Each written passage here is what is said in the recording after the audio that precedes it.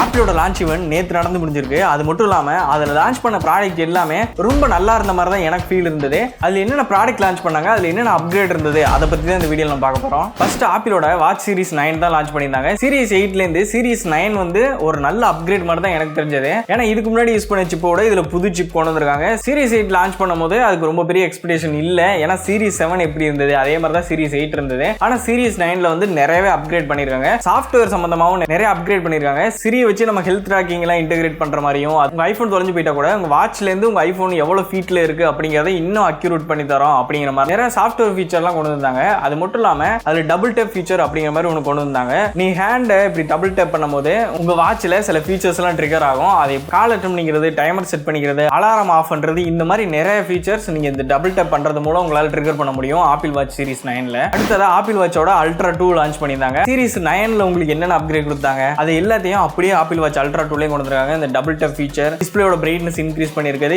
எல்லாமே இந்த apple watch ultra 2லையுமே பண்ணியிருக்காங்க. இது வரைக்கும் ஆப்பிள் வாட்ச்ல கொடுத்துருந்த டேட்டாவோட இதுல கொஞ்சம் 20% டேட்டா வந்து ரொம்ப அக்யூரேட்டா இருக்கும் அப்படிங்கிற மாதிரிலாம் மென்ஷன் பண்ணியிருந்தாங்க. இப்போ ஆப்பிள் வாட்ச் அல்ட்ரால என்னென்ன ஃபீச்சர்ஸ் இருக்குதோ அதெல்லாம் இன்னும் கொஞ்சம் இம்ப்ரூவ் பண்ணி தரோம் அப்படிங்கிற மாதிரி தான் லான்ச் பண்ணியிருந்தாங்க. வாட்ச் அல்ட்ரா 2வோட எனக்கு சீரிஸ் 9 வந்து ஒரு நல்ல அப்கிரேட் மாதிரி எனக்கு தோணுச்சு. வாட்ச் அல்ட்ரா 2ல வந்து சின்ன சின்ன சேஞ்சஸ் தான் கொண்டு வந்திருக்காங்க. சீரிஸ் 9ல என்ன இருக்கோ வாட்ச் அல்ட்ரா 2ல அப்படியே ரீட்டர்ன் ஆகுது. அதுக்கப்புறம் தான் ஐபோன் லான்ச் ஈவென்ட்ல சின்ன டிராமா ஒன்று நடத்திக்கிட்டு இருந்தாங்க. அந்த டிராமாவை பார்க்கும் போது தான் எனக்கு கொஞ்சம் பயமாவே இருந்தது. ஏன்னு கேட்டீங்கன்னா அதுல கார்பன் எமிஷன் இதெல்லாம் பத்தி பேசிக்கிட்டு இருந்தானுங்களா, எனக்கு ஒரு டவுட் வந்துருச்சு. ஏற்கனவே லான்ச்ல இப்படி பண்ணி தான் ஐபோன்ல கட் பண்ணானுங்க. இந்த டைம் இதே மாதிரி ஏதோ ஒரு ஆப் வைக்க போறானுங்க அப்படிதான் பாத்துக்கிட்டே இருந்தேன். ஆனா பயந்தபடி எதுவும் ஆகல, அந்த மாதிரி எதுவுமே பண்ணல. ஆனா அப்படிதான் பண்ண போறானுங்க. ஏன்னா ரொம்ப நேரம் ஸ்பீச் கொடுத்தானுங்க. இந்த மாதிரி தான் ஏதோ ஒன்று பண்ண போறாங்க அப்படின்னு நினைச்சிட்டே இருந்தேன். ஆனா எதுவுமே பண்ணல. அது வரைக்கும் ரொம்பவே நல்லதுதான். அடுத்ததா ஐபோனோட 15 சீரிஸ் லான்ச் பண்ணியிருந்தாங்க.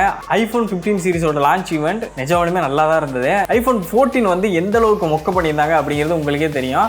ஐபோன் 13ல உள்ளது அப்படியே ஐபோன் 14ல கொடுத்துட்டு லான்ச் பண்ணியிருந்தாங்க. அது ஐபோன் 14 லான்ச் ஆனது ஒரு கேவலமான ஒரு லான்ச் அப்படிங்கிற மாதிரி தான் இருந்தது. ஆனா அந்த ஐபோன் 15 வந்து ரொம்ப ஒரு நல்ல அப்கிரேட் கொடுத்துருக்காங்கன்னு சொல்ல முடியும். IPhone 15 equal to iPhone 14 bro அப்படிங்கிற மாதிரி சொல்லிடலாம். ஐபோன் 14 ப்ரோ உங்களுக்கு என்னென்ன ஃபீச்சர்ஸ் இருந்தது அது எல்லாத்தையுமே அப்படியே ஐபோன் 15ல ரிட்டர்ன் ஆகுது. அது நிச்சயம் ஒரு நல்ல விஷயம் தான் சொல்ல முடியும். ஏன்னா 14 ப்ரோல 14 மெகாபிக்சல் கேமரா கொடுத்திருந்தாங்க. அதே தான் இதுலயும் கொண்டு வந்திருக்காங்க. அதுல டைனமிக் ஐலாண்ட் கொடுத்திருந்தாங்க. அதே டைனமிக் ஐலாண்ட் இதுலயும் ரீட்டைன் பண்ணிருக்காங்க. இந்த மாதிரி ஐபோன் 14 ப்ரோல என்னென்ன இருந்தது அந்த எல்லா ஃபீச்சருமே உங்களுக்கு இப்ப ஐபோன் 15ல கிடைக்கும். A16 பயோனிக் சிப் ஏற்கனவே இருந்ததா, அந்த A16 பயோனிக் சிப்செட் வந்து இப்ப ஐபோன் 15ல உங்களுக்கு கிடைக்கும். அது மட்டும் இல்லாம ஆப்பிள் வாயிலிருந்து கஸ்டமைசேஷன் அப்படிங்கிற ஒரு வார்த்தை ஒன்று வந்தது. அதுவும் பார்க்கும்போது எனக்கு ஆச்சரியமா தான் இருந்தது. ஏன்னா ஐபோன் லான்ச் ஈவென்ட்ல கஸ்டமைசேஷனை பத்தி பேசுறாங்க அப்படிங்கிற மாதிரி இருந்தது. அது காரணம் வந்து அந்த ஆக்ஷன் பட்டன் தான். ஏற்கனவே சைலண்ட்க்குலாம் யூஸ் பண்ணிட்டு இருந்தோம்ல, அந்த பட்டனை வந்து இப்போ ஆக்ஷன் பட்டனா கொண்டு வந்துருக்காங்க. அது உங்களுக்கு ஏத்தாப்புல நீங்க எப்படி வேணா கஸ்டமைஸ் பண்ணிக்கலாம். கேமரா கேப்சர் பட்டனா யூஸ் பண்ணிக்கலாம், சைலண்ட் பட்டனாவும் யூஸ் பண்ணிக்கலாம். உங்களுக்கு ஏத்தாப்புல அதை கஸ்டமைஸ் பண்ணி யூஸ் பண்ணிக்க முடியும். அந்த மாதிரி ஆப்பிள் லான்ச் ஈவென்ட்ல இருந்து கஸ்டமைசேஷன் ஒரு வார்த்தை வந்தது எனக்கு ஒரு ஆச்சரியமா இருந்தது.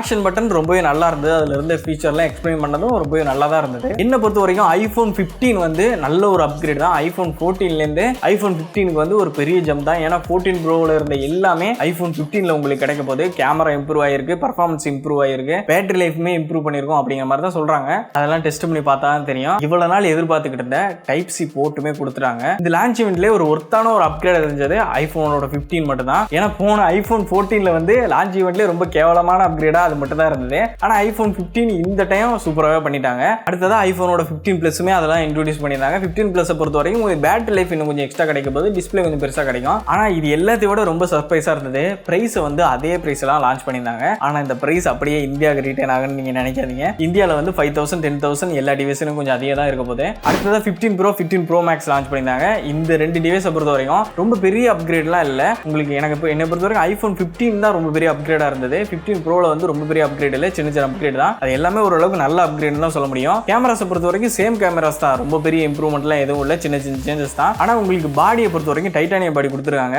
அது அந்த ராவான ஒரு டிசைன் ஒன்று கொடுத்துருந்தாங்க. அது விஷுவலாக பார்க்கும்போது ரொம்பவே நல்லா இருந்தது. ஹேண்டில் எடுத்து ஃபீல் பண்ணும்போது அது எப்படி இருக்கு அப்படிங்கிறது தெரியும். ஆனால் டைட்டானியம் பாடியை பொறுத்த வரைக்கும் உங்களுக்கு ஐபோன் ஏற்கனவே இருந்ததோட இன்னும் கொஞ்சம் ஸ்ட்ராங் ஆக போகுது. அது மட்டும் இல்லாமல் லைட் வெயிட்டாகவும் ஆக போகுது. இதுதான் இருக்கிறதுல ரொம்ப பெரிய ப்ளஸ் பாயிண்ட். மற்றபடி டிஸ்பிளேல எந்த சேஞ்சஸும் இல்லை. அப்புறம் ஒரு பெரிய அப்கிரேடா இதில் எதை பார்த்தோன்னா A17 ப்ரோ பயோனிக் சிப்செட் தான். A17 தான் எப்பயுமே லான்ச் பண்ணுவாங்க. ஆனால் இந்த டைம் A17 Pro அப்படிங்கிற மாதிரி லான்ச் பண்ணியிருந்தாங்க.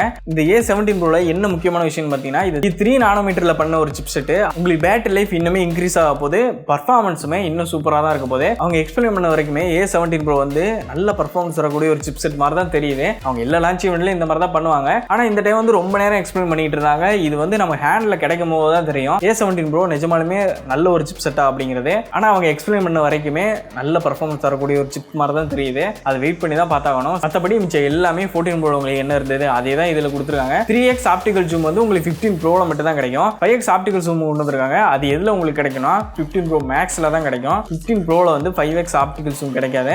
இந்த மாதிரி சில அப்கிரேட் கொண்டு வந்துமே 15 Pro Maxோட பிரைஸ் வந்து சேம் பிரைஸ் தான் பண்ணியிருந்தாங்க. ஆனால் இந்தியாவில் பிரைஸ் நிச்சயம் இருக்கும். 5000லேருந்து 10,000 வரைக்கும் பிரைஸ் நிச்சயம் இருக்க போது. அது மட்டும் இல்லாமல் இது 15 Proலையும் டைப் சி போர்ட் தான் கொண்டு வந்திருக்காங்க. ஆனால் USB 3.0 கிடைக்க போது. அது வந்து 15ல கிடையாது. 15 Pro 15 Pro Maxல மட்டும்தான் USB 3.0 சப்போர்ட் இருக்குது. ஃபாஸ்ட் சார்ஜிங் பற்றி அவங்க எதுவுமே மென்ஷன் பண்ணல.